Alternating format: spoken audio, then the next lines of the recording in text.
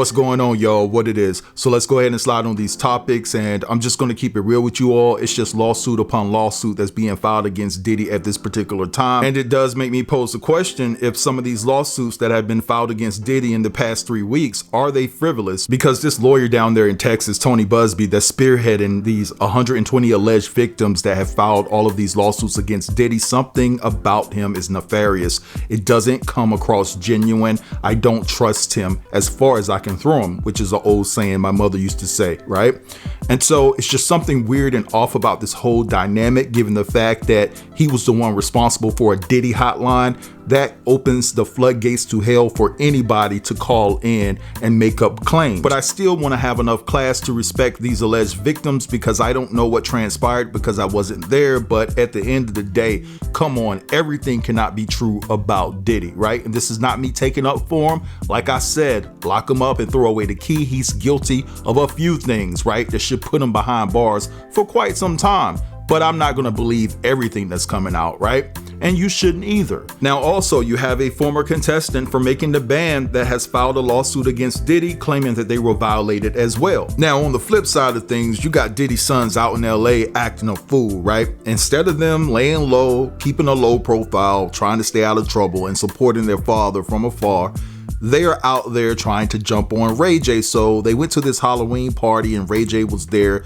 And when Ray J was leaving, Diddy's sons were already propped up outside waiting to confront him about some things that he said about their father recently. And then from there, according to reports, some pushing and shoving ensued. And so guess who was the voice of reason, huh? Chris Brown. Chris Brown was sitting in his whip. He saw what was going down. He sprinted to the altercation and got between the two camps or whatever. Now, Hazel E., I believe she's the chick from Love and Hip Hop. I don't know if she's still on there. You guys can tell me in the comments. I really don't care because I don't watch the show.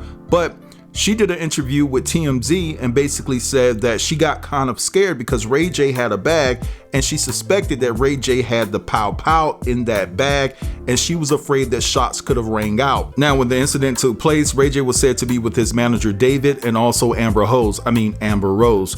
So it seems as though that Diddy's sons are out there riding for their daddy. They're not playing no games. You better watch what you say about Diddy or they pulling up, all right? I want you guys to check out these clips as it pertains to the updates that I just talked about, and then I'll be back.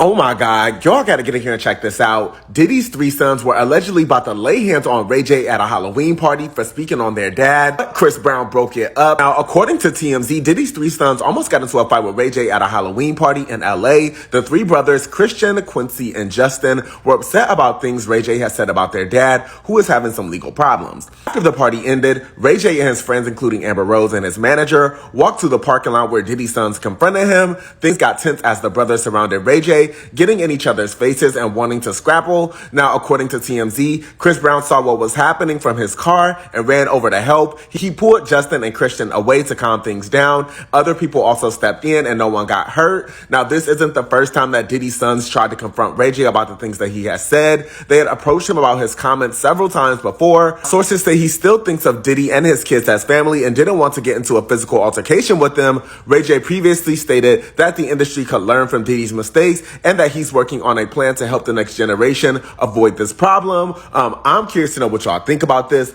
Let me know down in the comments, you guys. Peace. I honestly just saw like Christian, Justin, Quincy kind of start circling Ray a little bit. Words were exchanged. Things started getting heated as we went into the parking garage. You know, I feel like chests were being bumped. Ray had a backpack, and from the last situation we were outside with the zoo stuff, he went around and tried to go grab his backpack, and he had this satchel on. So I'm like, does he have a blower in there? Like, oh, wow. I don't want it to really like get to this level. So out of nowhere, Chris Brown hops out the car like a freaking leprechaun out of the magically delicious sky. And like, honestly, he started breaking it up. I tried to talk to Quincy, Christian, get their stance on it and let them know that this wasn't the time and the place. I understand emotions are high. Yeah. I understand what they're going through, but for the betterment and everybody get in a better space, I pray that all parties can resolve things equally. You know, and, so from what you've seen, did things ever exactly get physical, or was it just words exchanged? Was there any, you know, fist thrown or? It definitely was like a chest bump, push back, pull up the pants kind of vibe. But the way Chris came out and just Like, I mean, I swear he took Justin and Christian at the same time and just got both of them. I grabbed Quincy. The other security start, you know, his manager, David, their security, they grabbed Ray. So it was like, before actually, like, things all the way ensued, you know, we had a couple angels by our side. So do you think that had Chris Brown not been there, that the situation could have gotten, you know, worse or gone? Absolutely. You were worried about, you know, shots being fired. Yes, absolutely. I feel like if Chris wasn't like the bigger voice of reason in that moment, I don't think anything that any of us were saying would have toned the situation down. So honestly, yeah, Chris really did help the situation. I don't know when Chris became the big homie. You know what I'm saying? Bombshell new allegations against Diddy, and this might be one of the worst ones yet. According to the new lawsuit filed by Tony Busby, the man who filed it was 10 years in 2005 when he went to audition for Diddy. Now, Diddy told the family that he wanted to meet with the boy first alone before meeting the rest of the family. So they went to a hotel near Madison Square Garden, and the boy rapped a few songs for Diddy, and apparently it was going very well. Diddy then asked the boy how bad he wanted to be a star, and the boy replied, "I would do anything." So during this conversation, the boy was handed a soda. A few minutes later, he started to feel a little bit funny. Diddy then told the boy, "Well, sometimes you gotta do stuff that you don't want to do," and then proceeded to unzip his pants and whip it out. He then forced him to perform acts on him before the boy passed out. When he woke up, he could tell that he had been AR'd. When he came to, he was crying for his mom and dad, and Diddy apparently threatened him, saying, "If you tell them what happened, I will unalive both of them." But the boy didn't heed Diddy's warnings and told his parents anyways. But his parents and him ended up getting so scared that they decided not to report it to the police. And given that Diddy had the means and the ability, they were rightfully scared. Now, I'm not sure how many suits were dropped today in total, but we'll find out as this goes on. Make sure to hit that follow button. If you see that I'm live, it means that we're talking about it. Diddy was hit with a new lawsuit from a former contestant of Making the Band. We're going to go ahead and deep dive this lawsuit against Diddy by a man claiming that he was 6 years old and Diddy while he was auditioning for Making the Band. And we're going to analyze these claims with Don Richard's lawsuit against Diddy, who was on season 3 and season 4 of Making the Band, and see how similar they kind of are. So this lawsuit comes from a John Doe who is seeking damages for SA that allegedly happened at an audition of Making the Band. The lawsuit claims it's going to show how Sean Combs allegedly conducted himself for many years and how many individuals and entities felicitated and conspired with this conduct. This man claims that Diddy believed that he was above the law and he is not.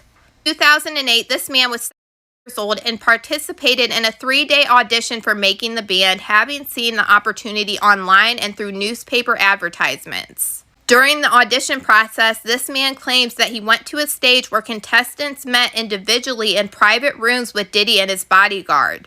On the first day of the audition, during a one-on-one interview, Diddy asked him questions about handling situations that involved pressure. He alleged that as Diddy described these scenarios, he began to SA him by touching both over and under his clothing, including touching his and instructing him to himself. He claimed that while Diddy was touching, he began to pleasure himself, and throughout this encounter, Diddy emphasized his power to control his future in the music industry, stating that he had the ability to make or break his career. This man claimed that during the second interview that lasted longer, Diddy instructed him to undress himself again, explaining that he needed to demonstrate his ability to embody a idol persona, which was purportedly required for the band's image, and claimed that this encounter eventually escalated into Diddy forcing him to on him, and then Diddy SA'd him. Diddy continued to use his power to control his future in the music industry, and on the third day, Diddy allegedly introduced his bodyguard into these advances. He said that Diddy would use this as a test to see if he was willing to do anything necessary to succeed in the music industry. The bodyguard T requested him, and he had to comply due to force. He said that Diddy allegedly SA'd him again, simultaneously both him and the bodyguard. Claimed that he began to show his discomfort and hesitation from this ordeal, and alleged that Diddy began to show dissatisfaction, and said that his demeanor sounded like he was going to have an intention to report the incident. He alleged that Diddy looked at him and said that he would be keeping an eye on him, and ultimately this led to him being eliminated from the competition. And based on the dates of these alleged offenses, it's sounding like that this season was probably season 11 of Making the Band. In Don Richard's Richard's lawsuit against Diddy talked about times during making the band and how allegedly horrible it was. Don Richard's lawsuit against Diddy claimed that during the auditions on the set of Making the Band, Diddy would use his wealth and power, and he regularly wore sunglasses to avoid looking female contestants in the eyes, contributing to an atmosphere of uncertainty and intimidation. She alleged that these auditions were hostile, and Diddy would allegedly speak to these female contestants in a hostile and condescending manner.